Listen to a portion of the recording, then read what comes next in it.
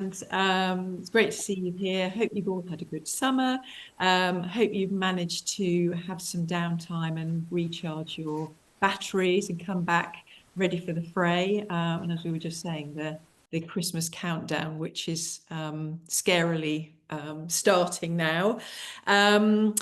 We're going to be talking to Amivet a little bit later, who have been members for a long time, but it's been a while since that we've been connected with them and that we've spoken to them. As you can imagine, they've been quite busy over the last 5 years, so it's going to be really good to re-engage with them in a little bit. But first of all, one of the things that we did over the summer break was to publish a series of very short LinkedIn posts about how you can get the best out of your FDEA membership over the summer.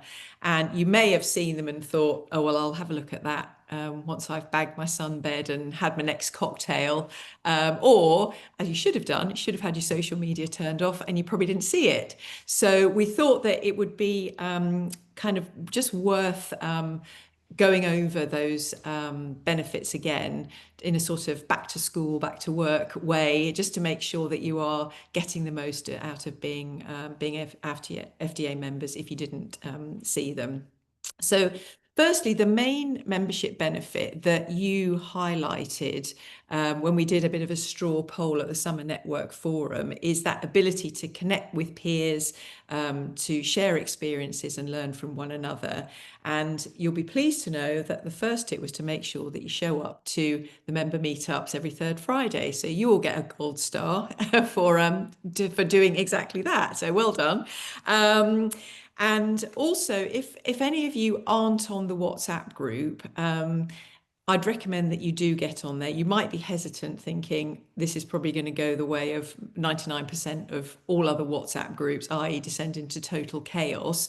But I think that we've been so pleasantly surprised by the way that everyone is incredibly respectful of the group, of taking up people's time, of what they post on there. So people are coming in, they're asking for advice for a question or a connection, and they get an immediate response. And if it's more than an immediate response, people just take it offline, away they go, and we carry on. So as I say, really recommend to connect on the WhatsApp group and to use it if you're sitting there thinking, you know, I've got this problem, I've got to solve it today. What do I do? Just get on there and, you know, ask the network. And I'm sure any of you who've done that will be have been really pleasantly surprised about the way that people just pile in and give great advice and connections.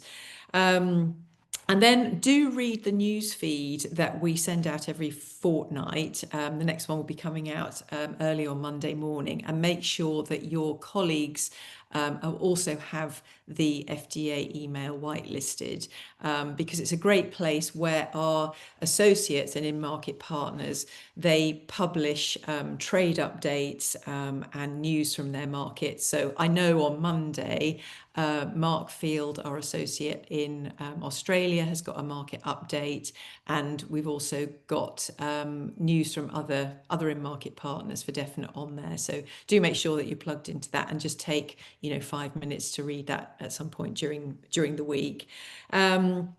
Secondly, make sure that you get ahead with your sales plans for next year by looking at new markets and sales channels.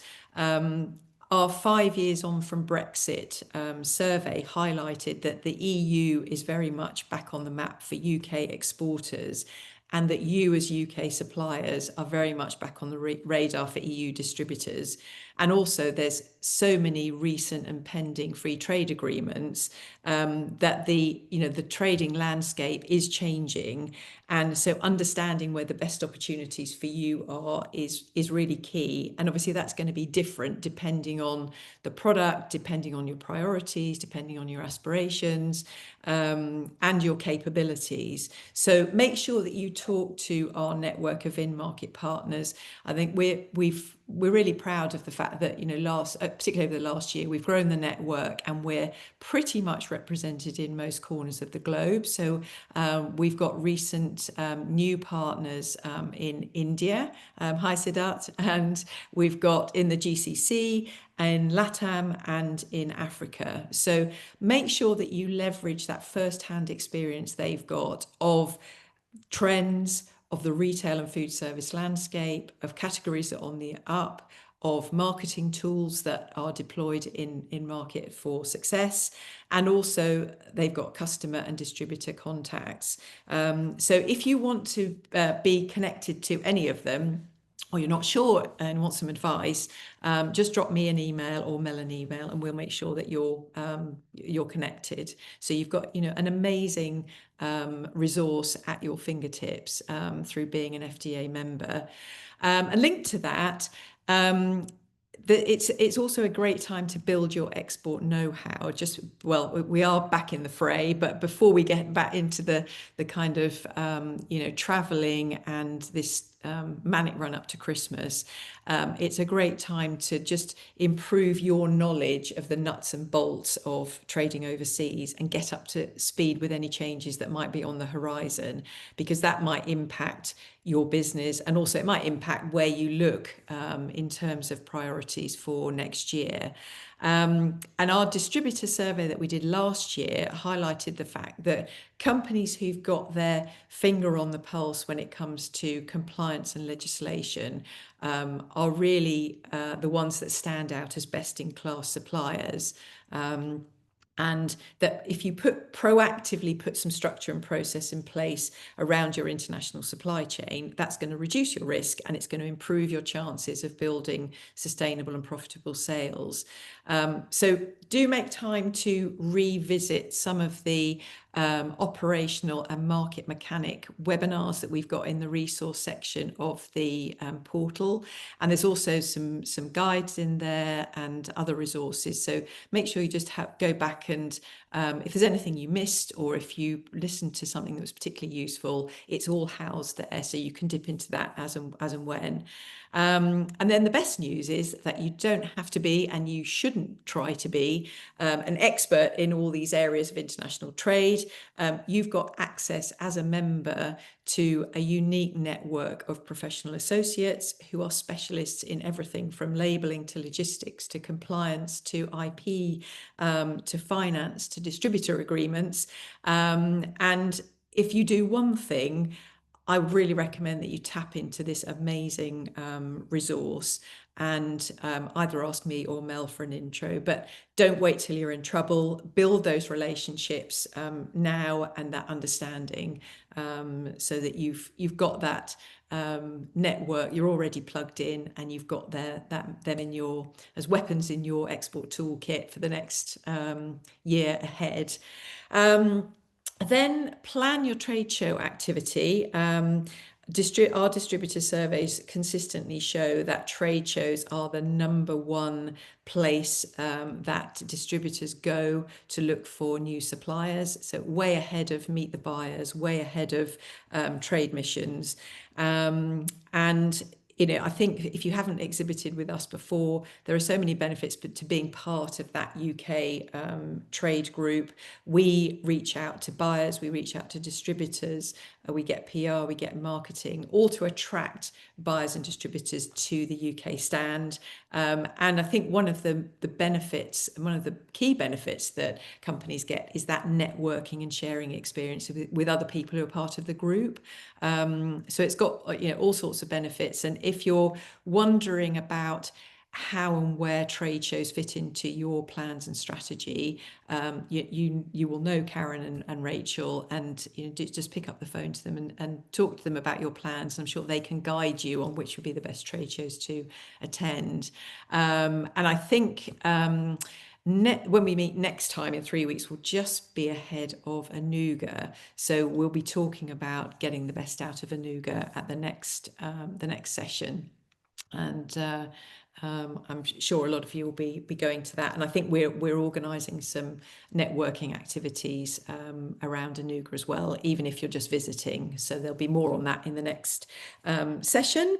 And then the final tip was to enter the FDEA Export Awards, which is not specifically a member benefit because it's open to members and non-members, but it's a great way to strengthen your overseas sales drive and also to get the rest of your business involved in export. And just that process of entering the awards, going through the application form, it's almost a sort of do-it-yourself export strategy session, because it forces you to think about what you're doing in export, what's working, what's not, how you're getting on, what are your weaknesses, what are your strengths.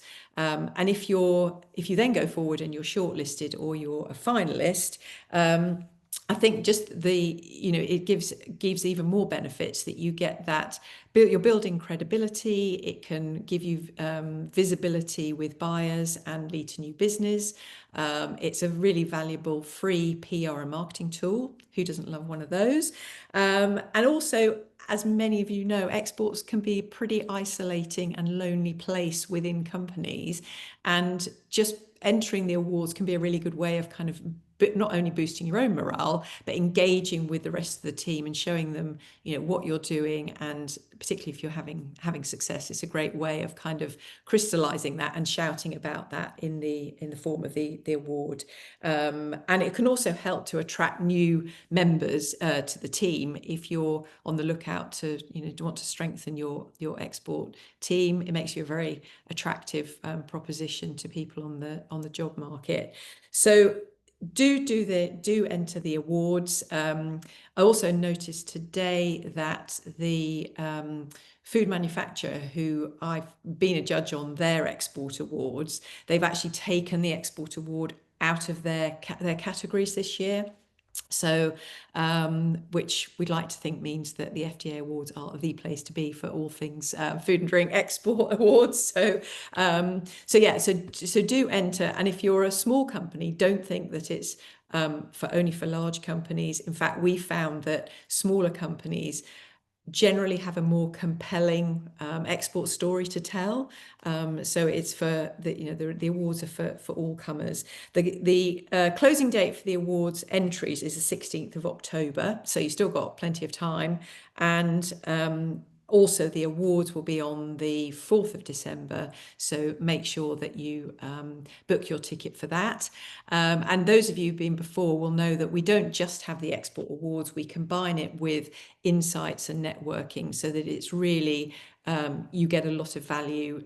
You're not just coming to the event to look at the awards, but there's a lot of other activities going on around it. So definitely want to put in the diary. So I think that's kind of a summary. As I said, it's a sort of, you probably know all the things that I've just told you, but it's that sort of just a reminder. And like all of these things, you'll get out of your membership what you put into it. So make sure that you are plugged into the WhatsApp, to the portal, to the news feed, that you talk to our in-market partners about the opportunities that you get set up with your target markets for next year, but also that you build out that network of professional associates and tap into their expertise, and talk to Karen and Rachel about trade shows and enter the awards. So that'll keep you busy for this afternoon if you're looking for something to do on a Friday afternoon. So yeah, if anyone's got any questions, that's do feel free to ask them. But maybe, Katie, can I just ask you? Obviously, you've been a long-standing member of FDEA.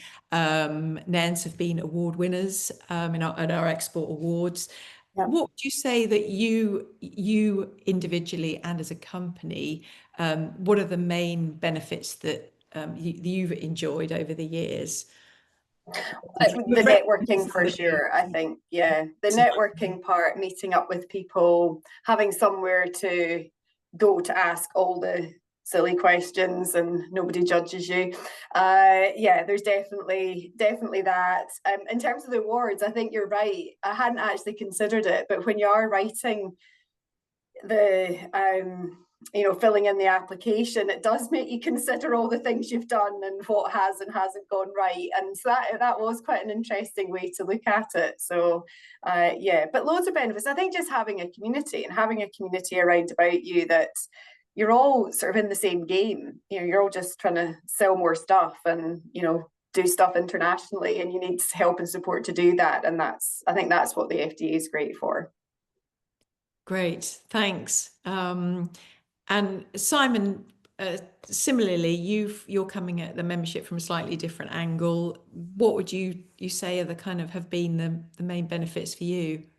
I think it's just about when there are significant events like the Brexit period, companies that don't have big teams can find, even if it's not category specific, can find help and suggestions. It certainly benefited us. I was new into the business.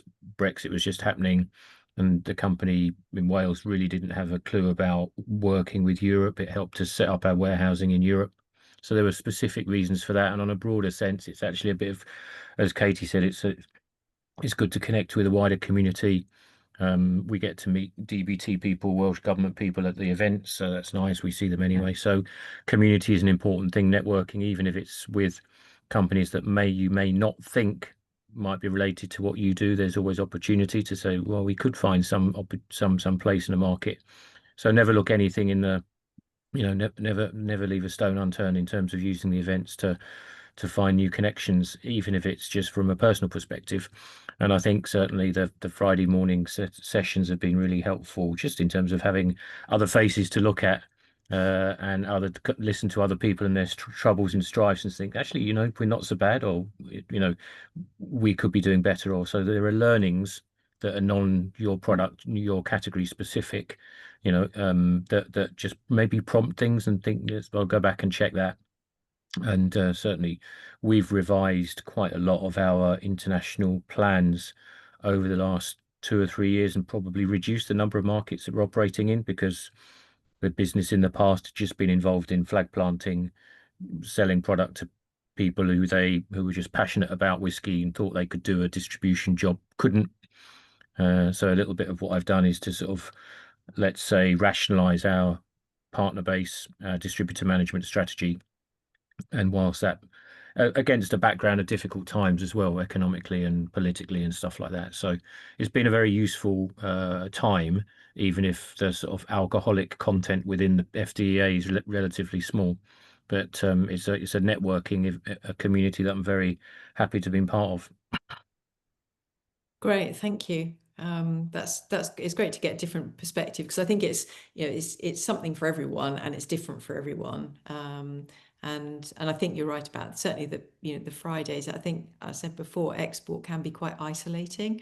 You're often battling against the internal sales prevention team, and so it's good just to meet up with other people who are in the same predicament. The other thing I was going to mention is the pure passion that people in this group bring to what they do, because often they're up against barriers internally, as you say, external things they don't understand, but they are determined to find a way to make their particular function work and what they offer to their company work. And I think at the time of Brexit, it was sad to see quite a lot of members disappear because they were B2C sellers, and that didn't work. It couldn't work anymore after the Brexit work. But those people were, you were hugely enthused by their passion for what they were doing, selling, cupcakes to France or whatever it might have been. And so they've had to find different ways about building their business. So it's interesting to sort of listen to different dynamics of different businesses, and learn about, and just make you think again about what you're doing and whether you're doing the right stuff, and how you communicate back into the business about why and what we should be doing. So it's passion, I think, is an interesting thing that we need to build on. Yeah, and good, and that's a kind of it's a soft benefit, but a really important one that we don't advertise, but it's it's a really valuable one nonetheless. And I'll just David, I'm just going to put you on the spot. Morning. Oh, you're on. You're Good morning. Sorry. Good morning. Sorry. Yeah, we were just, I was just doing a kind of a back to school summary of benefits of FDA membership. We did a little series of kind of getting the most out of your membership on LinkedIn over the summer, but most people were either on their sunbed and drinking cocktails, so didn't look at it, or quite rightly had their social media switched off. So I've just kind of recapping on, making sure that you get connected, that you use our in-market partners to do your research for markets, that you tap into the professional associates to kind of get up to speed on the nuts and bolts of exporting, and look at trade shows as a vehicle to reach out for new business, and the awards, obviously. And so Simon and Katie just kind of shared what the benefits are of membership for them. Obviously, they're both working within organisations. You're slightly different in that you're working for brands. Correct. Any kind of initial thoughts on the top benefits for you of membership? Well, obviously, I just got the last part of Simon's. Morning, everybody. And sorry, miss yours, Katie. I think what I caught from Simon's is the community and the enthusiasm that comes across within the membership group and the community that that FDA and its members sort of have within themselves.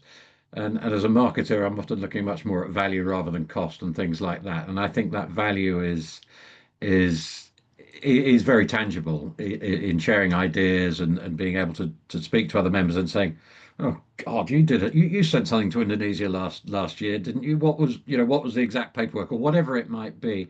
And I think beyond that, we don't always have a chance to sit down together and share these ideas. We do it at trade shows, we do it at the forums, we do on the Friday mornings, or we start it on Friday and then take it offline between each other. But I think one thing that members perhaps don't pay enough. Well, no, the members don't make the most use of is the resource centre on the portal, where there is a whole section of guides to exports, and I think, and Simon touched on Brexit briefly there. And I'll use the EU as an example.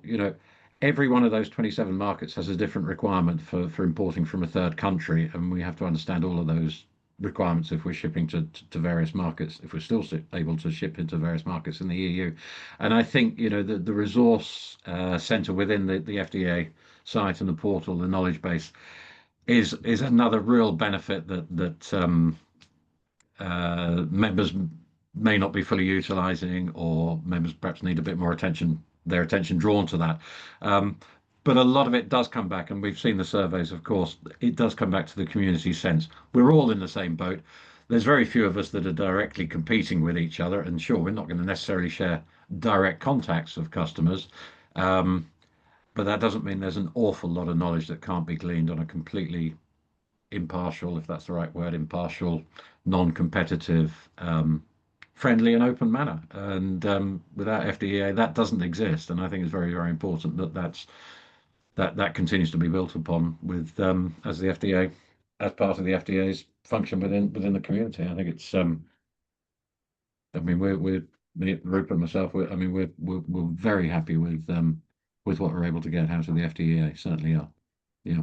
Great, thanks. Anyone would think that I primed you beforehand to mention Well, them. as if, I did. I don't think you've had a chance. I mean, I've been fighting insurance claims and things like that for the last 4 days, as you may know. But Yes. yeah. So Yeah. great to have that unprompted endorsement. Anyway, thank you. Thanks very much. It was unprompted, everybody. I promise. Yeah, On the absolutely. spot. So great. And obviously, Simon mentioned about Brexit and kind of all the pain that we all went through during those times. And as he said, sadly, we lost some members, and the UK food and drink export community lost some exporters. But pleased to say that is coming back. And that leads very nicely into reintroducing you to Amivet and to Iona. And hi there. Hi, morning. Many of you will remember Amivet and wondered what happened to them, but I imagine that you have been buried under a mountain of paperwork and stress in the last 5 years with Brexit.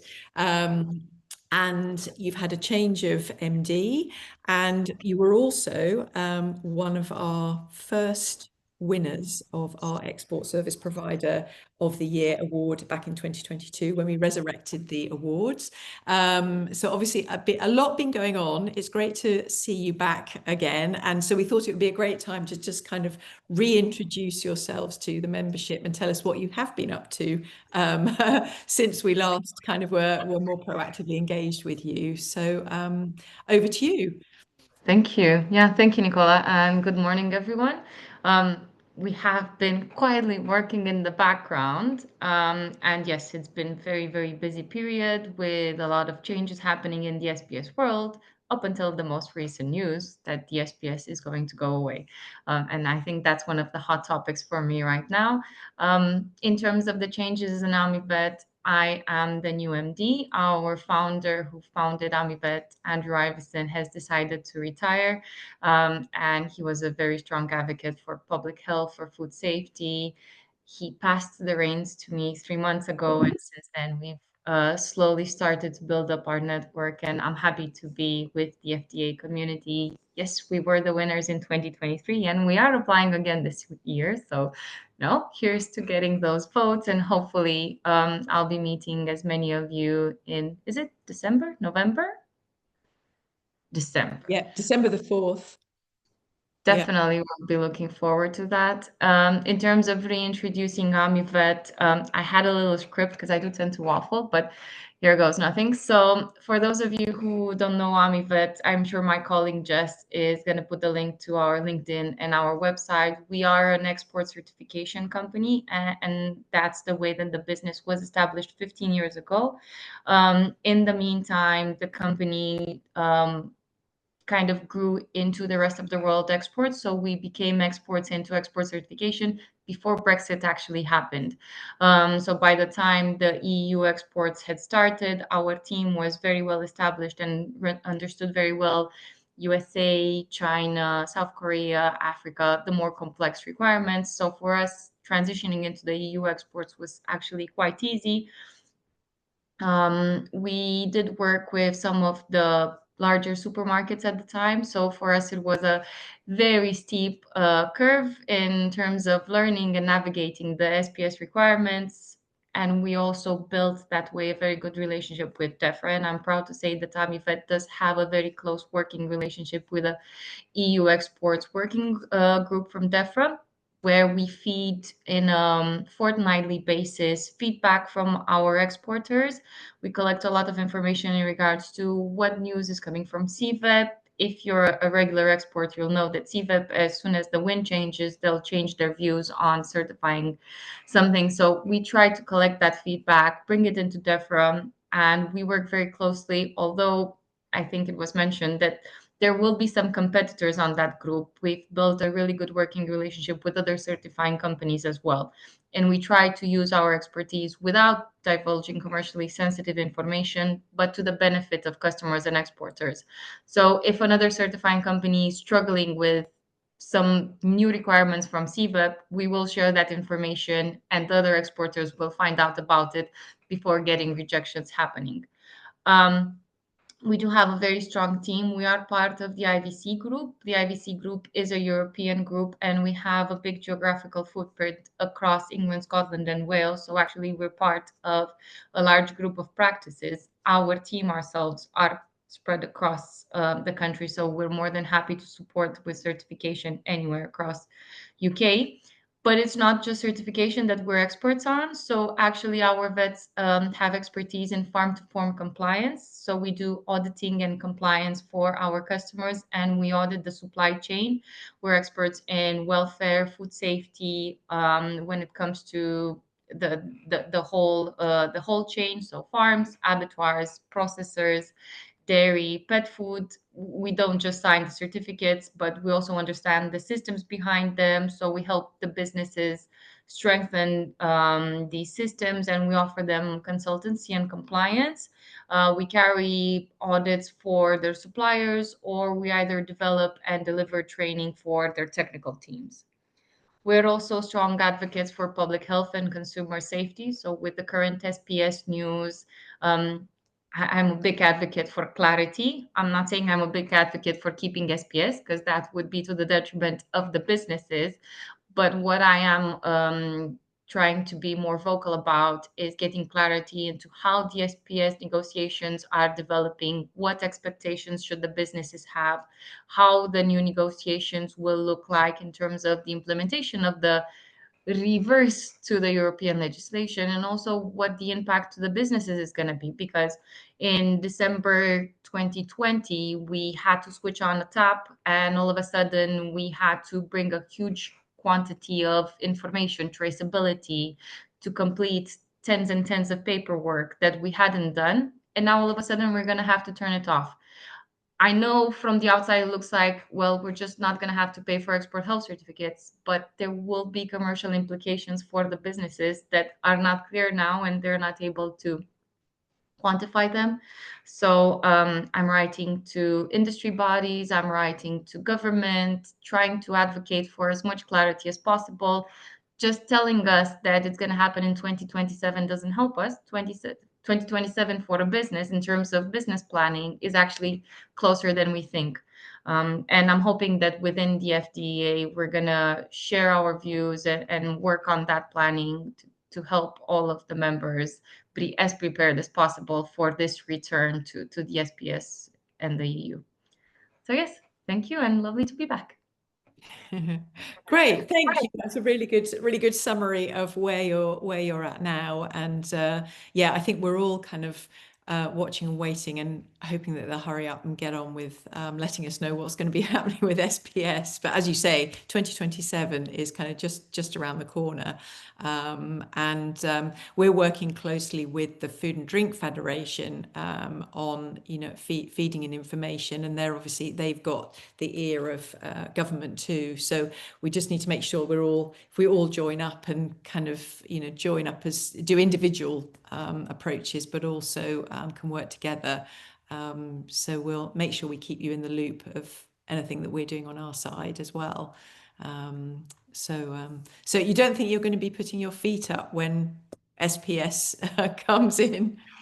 Our business is divided between rest of the world export certification, so we will continue with that as we did before Brexit, and then our business is diversified into auditing and consultancy.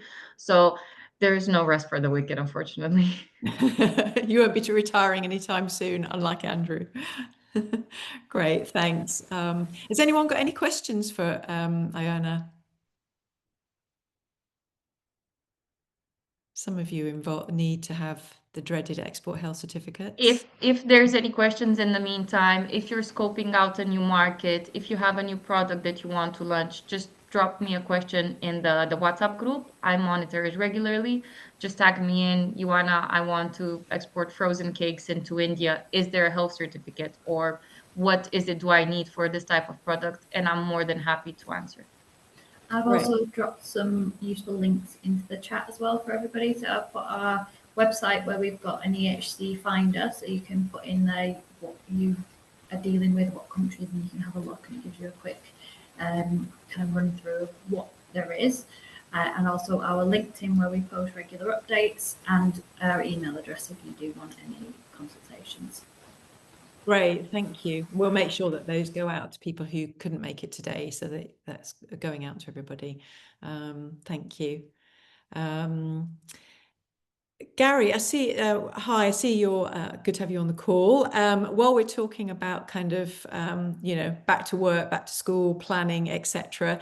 Anything that you wanted to share on the US that we need to be aware of, should be thinking about? Only a picture of continuing chaos. That's all I can say, really. That's about half the reports. There's, you know, I keep personally, I keep an eye on American politics. Have done since Trump came into power first time. So I see from a personal standpoint that the Supreme Court has not the Supreme Court, one of the appellate courts has struck down Mr. Trump's tariffs. Now, that basically means that, of course, Mr. Trump will go to the Supreme Court or the next higher court, as is his wont, to see whether he can get them to reverse that decision. But as it stands at the moment, there's a if this does go to a further more higher court, and they affirm the appellate court decision, there's a distinct possibility that Mr. Trump will have to refund the tariffs that he's collected over and I think that's somewhere from memory, I think that's something like $180 billion, believe it or not, or something in that scale. So it's just a picture of continuing confusion, I'm afraid. In terms of how it's affected Registrar Corp, which is it's a global company, as you might have expected, our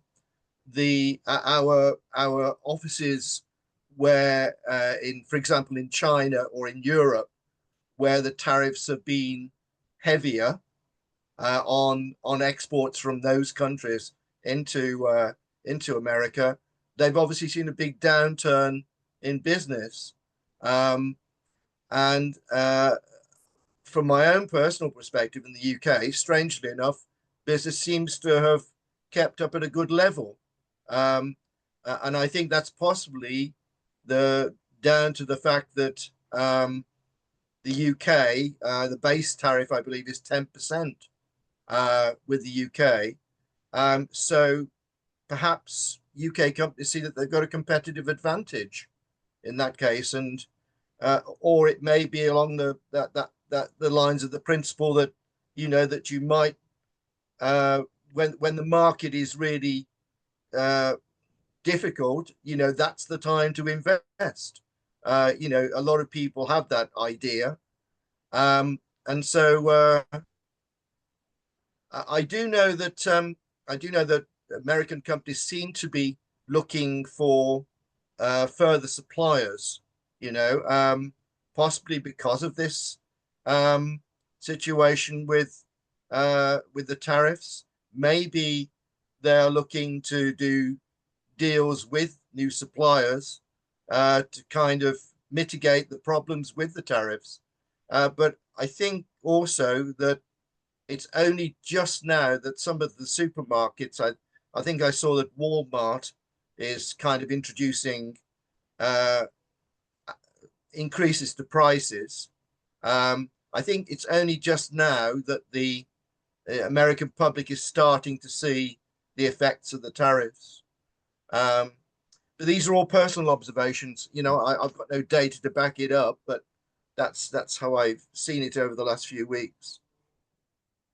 Yeah, I think that's an interesting observation you made about, perhaps it's not all doom and gloom, particularly for UK exporters. It is maybe a chance to go to the US and profit from other countries' misfortune in the fact that the tariffs for us are lower. I think just talking to people, it's still putting new exporters off. But then you often find that people who don't export don't know what they don't know. They hear one thing about a market and an issue there and kind of veer off in another direction, a bit like Brexit, that a lot of new exporters or non-exporters gave the EU a wide berth, only to find out that actually it was equally hard supplying the US, yes, China or other markets. So I think that's an interesting point. There is a quite definite effect that's come about because of the I don't know whether you've heard of the de minimis customs clearance procedure, which I think probably the Trump administration probably tripped over. I don't think they had any idea that it was there and what it did really. And basically what that means is that up until a few days ago, actually, if you send a consignment into the USA with a value of less than $800, you didn't pay any import duty on it at all. Of course, this was very favorable to companies selling B2C into America, so sending small consignments direct to consumers. And I know for a fact that a lot of these companies, I've spoken to them over the last few years, in the food sector, where you know that you've got to comply with FDA regulations for food going into the States. A lot of people have been sending B2C into the USA for the last few years and have been flying under the radar through that de minimis system, because the products weren't subject to customs clearance, really. It's fast tracked through customs clearance. It's not been noticed by customs up until now that companies need to, the manufacturer needs to be registered, you need to do prior notice and all this type of thing. And a lot of people I've spoken to have been flying under the radar for the last few years. Now that's gone by the board now. Every single consignment, irrespective of value, has got to be go through a full customs clearance process. And therefore, it's very, very likely that, well, even if you do continue to send B2C, you or your consumer is going to have to pay import duty. If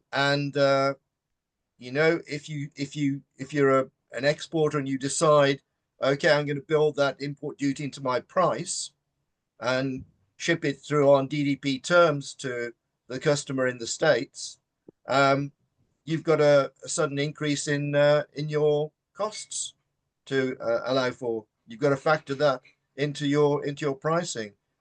Otherwise, you leave it on the basis where you deliver it into the States, and require the consignee, the importer, the consumer, to pay that import duty, or to clear the goods through customs and to pay that import duty, which is a big disincentive to somebody who's bought a cheap thing through e-commerce. I mean, I would have thought that Temu or Temu, it's a catastrophe for them because, I know everybody, but my daughter is regularly buying things, cheap things through Temu.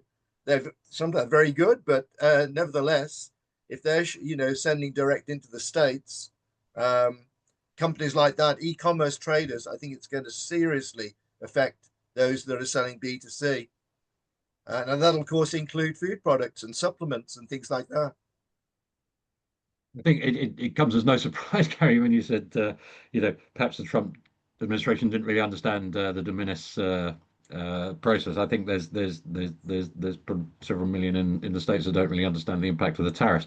I think it was interesting to see that those tariffs were ruled unlawful. I don't think that's necessarily at this stage going to be the end of it. His approach is going to be, well, I say, well, I want to impose tariffs. He's going to impose tariffs. We're finding that our American customers, and we're B2B rather than B2C, but we're finding that our American customers are finding a way around this somehow. And if they have to absorb a little bit of the 5% in their margin, the retailer has to absorb a little bit of 5% in their margin, they're obviously asking for us to be as competitive as possible. It's so difficult because some of the tariffs will have applied at the point at which the goods went, or where the goods were in terms of the supply chain. If they're on the water, they weren't subject to tariffs on arrival if they hadn't been implemented and they were on the water in advance. But it is just going to be a mighty quagmire for them to unravel. And even if they have generated 180 billion US, how are they going to get that back? Because it's the importers and the B2C customers have paid that, and these poor guys are going to say, "Well, hang on a moment, I've paid this extra money, and now you're wanting me to pay it back, but or sorry, you want to pay it back to me." It's just such a mess, and everything being subject to legal challenges, not just tariffs, but so much being subject to legal challenges over there. And of course, if you're one of the countries that have zero tariffs, and just as a reminder, those are Belarus, Russia, and North Korea, then you're sitting happy. But It is. rather odd selection of countries that have been left off that list, strangely. Yeah, But funny. yeah, it's a watch this space, isn't it? Might just add, Nicola, if I could quickly, Walmart are holding a what's called a marketplace, Walmart Marketplace Seller Summit in London. Yeah, so, yeah. In fact, we are going to be there as well to help people with compliance. But I don't know whether FDEA as a whole is aware of this at all. I literally have just posted the link in the when you mentioned Walmart, I suddenly thought, oh, there was a mention of that last week, and I scrabbled around and found the link, which I've now posted in the chat. Yeah, we got news of it early last week, I think, and it's happening this coming week, isn't it? Yeah. Well, we're going to be there, and but just as a kind of, I know from speaking with Walmart that this is the London office is a new office, which I think is intended to cover the UK and Europe, but they are obviously looking to recruit sellers for the Walmart marketplace. Now, I know straight away this isn't for everybody. This is perhaps for those that perhaps want to sell B2C into the USA rather than B2B. But nevertheless, it's going to be a good opportunity, I think, especially for established brands, to get into Walmart. I think as well, I'm pretty sure, well, Walmart are doing this because it's direct competition with fulfillment by Amazon. So it's not just a matter of selling on the Walmart platform, but it will be the fact that Walmart will do fulfillment and distribution as well, like fulfillment by Amazon. It's a direct copy of that, really. In fact, I think some of the people working for Walmart are ex-Amazon anyway. But also I think that they're going to use this as a kind of sourcing tool for their bricks and mortar stores in the USA, in as much as if they see something selling well on the Walmart marketplace, they will probably then, I think anyway, it's be a good idea for them to take on that supplier for their bricks and mortar, which outlet, which of course are huge in America. But also to say, actually, they're operating the same process and platforms in Canada and Mexico as well. So that might give people channels into Canada and Mexico that weren't previously available to them. I don't know. But yeah, there you go. Just a couple of questions, Gary. One relating to Walmart, one relating to FDEA. The Walmart, presumably that platform, it's not something that we're necessarily going to pursue ourselves. But I mean, does that mean, although that Walmart marketplace is a B2C platform, as the vendor, if Walmart are doing the fulfillment, you still have to act as a B2B operator in order to get the stock into a Walmart warehouse in order for them to do fulfillment, or is it literally acting as a platform and you can operate as a de minimis B2C supplier from that's outside right, the country? yeah. So you would ship bulk consignments to a Walmart warehouse, just as you would if you were using fulfillment by Amazon. And they will then do the usual. They'll do the pick and pack and distribution and so on. And but I think it's probably also a precursor for them, unlike Amazon, who don't have the same amount of bricks and mortar outlets. I think it's a way of Walmart, in a sense, trialing out certain suppliers, and if they see that there's going to be a good throughput, good sales, they very likely take them on for the bricks and mortar outlets. Okay, a second question, Gary, unrelated to Walmart, if I may. With the gutting of federal institutions by Doge, are you seeing a slowdown in responses, slowdown in clearing, slowdown in understanding of new parameters that FDEA are operating with fewer staff that's impacting people exporting or importing into the US? Yes and no. So basically, yes, there has been a slowdown in one particular part of FDEA that affects food and beverage products. But that's actually not really, as far as I can see, anything to do with Doge. So what's happening, you'll perhaps all be aware that if you send food products into the States, you've got to register, the manufacturer's got to register. And the problems occurring at the moment are around the DUNS number that's required by any company that wants to register. And that's difficult in itself, really, to sort out your DUNS number with Dun and Bradstreet, because you need to the DUNS number that you get needs to be exactly the same as the facility that you're registering. Now, a lot of people have got DUNS numbers, but they've got DUNS numbers for their registered office. Yeah. So when it comes to registration and you look for the DUNS number for them, they haven't got a DUNS number for that manufacturing facility. Yeah. So you have to get one. And believe me, that process can be a bit painful.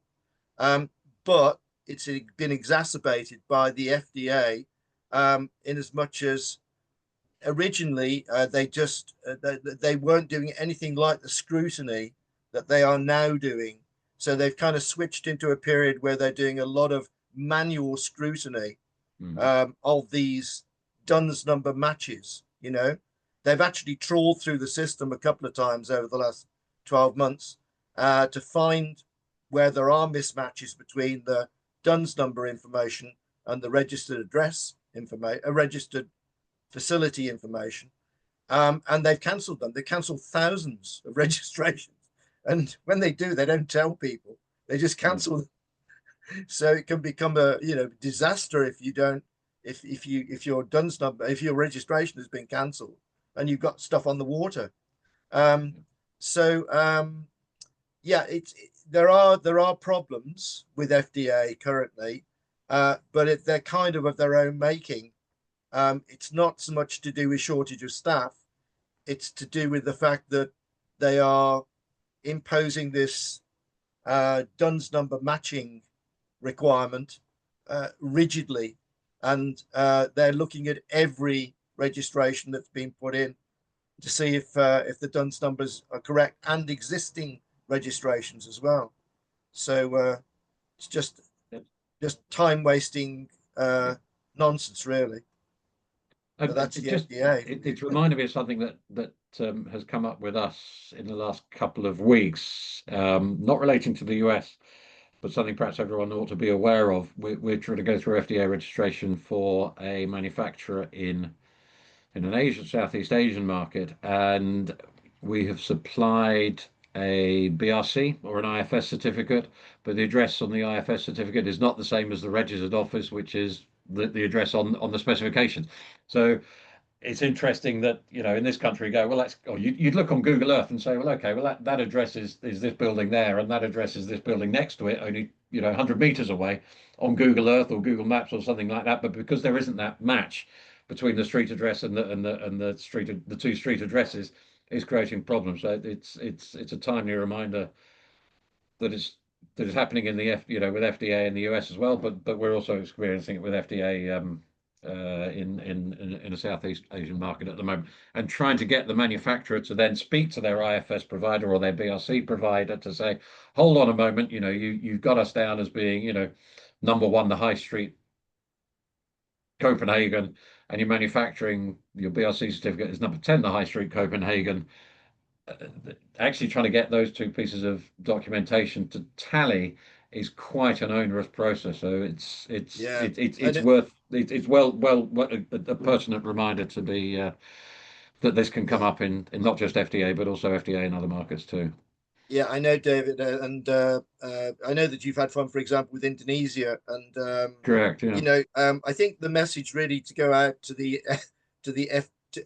FDEA members is that really if you're going into any new market or going to for a market that you're not familiar with, okay, you've got to do your market research. Of course, Sure. you always got to do your market research, but it's absolutely crucial these days to do your due diligence as well. It's a bit kind of counterintuitive in a way, really, because you're really looking for problems, not for opportunities. Yes. This is the kind of it's a kind of against the spirit of adventuring into export and everything else when you're looking for opportunities in markets. But you've got to develop this kind of precautionary measure of asking, what are the barriers, what are the challenges, and the second problem really, or challenge, is to find out about those, because it's absolutely, I mean, say somewhere like India or the Middle East, they're all different.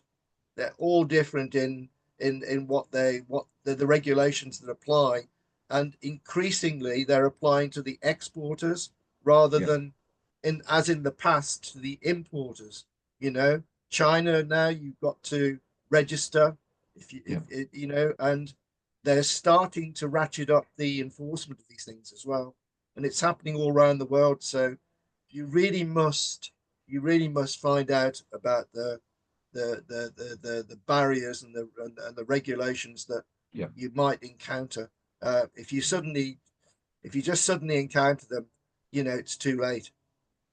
I think that's that's absolutely vital information, and I think it's so much the case that if you're a UK manufacturer and you've got specifications, or you've got a registered office address and you've got a BRC, and those addresses are different, or there isn't that identification isn't identical on all your documentation, it doesn't really matter in the UK. And I think, as new exporters as well as more seasoned exporters, these are things you really have to start knocking into shape now before you embark on that journey. So if we've come across it with FDEA with a Southeast Asian customer, it's coming up in the US. It's going to be coming up. You mentioned China as well with the pre-registration that's becoming tougher and tougher. The GCC or whatever it's called. Get your ducks in a row before you find the problems. It's it's a challenge. Ducks in the row that don't necessarily have to be in exactly the same row, to stretch the metaphor, for domestic sales. Yeah, just a matter of factoring it into your approach to new markets, along with market research. There's no point finding out the value of a market through market research if you don't know the costs of market entry and the challenges of market entry, because you're not doing a fair assessment of it. All of which could depend greatly on whether your chosen strategy to enter the market, your sales channels, etc., etc., etc. And it perhaps comes back to what we were talking about earlier: the resources on the FDEA the knowledge base on the FDEA portal. I think that is very helpful towards those things. I think the problem is these days, and I'll be quick as well, Nick, because I know we're getting to the end. A lot of people, obviously, when they go to trade shows, or at least they get inquiries through the internet, whatever. About orders. You've got very excited distributors who are ready to buy your products and everything else, but people of course get very excited about that and jump into it, and that's the dangerous point, really, because you can crash and burn so quickly. You've got to exercise some caution. Absolutely, which serendipitously, as David said, brings us right back to the beginning about the fact, it is, I think I totally agree. An approach of let's look at what could go wrong in this market rather than what could go right, and approach it from that point of view and look at the risks and managing that. And also, as export salespeople, you want to be focusing on manufacturing your product and selling the product. So is where this network of in-market partners and people like you, Gary, comes into their own. You don't have to be the expert yourself, but you need to know where to go to get that information that's correct, that's timely, and that saves you a whole lot of hassle, not just now, but further down the line. So thanks both of you for doing a great advertising job. Unprompted on the FDA. So that's absolutely great. And that brings us very nicely just to time as well. So unless anyone's got anything burning they want to raise that we haven't had a chance to. I'm going to put one more thing in there, just to top what you both just said there. The thing about export this is probably teaching Brandy to suck eggs a little bit, but export sales take time, and don't feel that everything has to be done tomorrow. Overseas partners are often quite slow in replying, and you do have the time that's needed for those points that Gary raised there. While you're waiting to hear back from your potential customer, do that background research, and when they do come back to you, you've got that insight. You can say, well, I've looked into this and we've managed to address this situation, we've prepared this documentation and so forth. So it's not, these are not customers you can say, I'm passing your door next Thursday, kind of pop in for a coffee. You've got time to sort of I'll